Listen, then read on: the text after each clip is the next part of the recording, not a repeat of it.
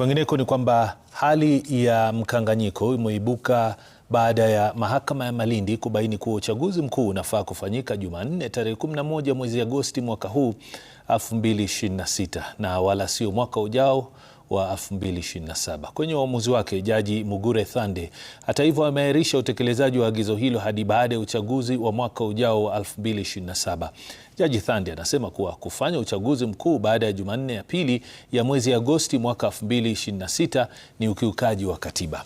Uamuzi huo pia ulibainisha muhula wa urais, huku Jaji Thande akisema kwa kipengee cha 136(2)(a) cha katiba kimeratibu kuwa muhula wa rais sio miaka mitano na kuwa hakuna kipengee chochote kinachobainisha muhula wa miaka mitano. Hata hivyo, Jaji Mugure alisitisha kubatilishwa muhula wa urais hadi baada ya uchaguzi mkuu ujao ili kuiruhusu IEBC kurekebisha sheria. Uamuzi huo unajiri kufuatia mgogoro wa kikatiba kuhusu muhula wa urais wa tarehe na hata uchaguzi.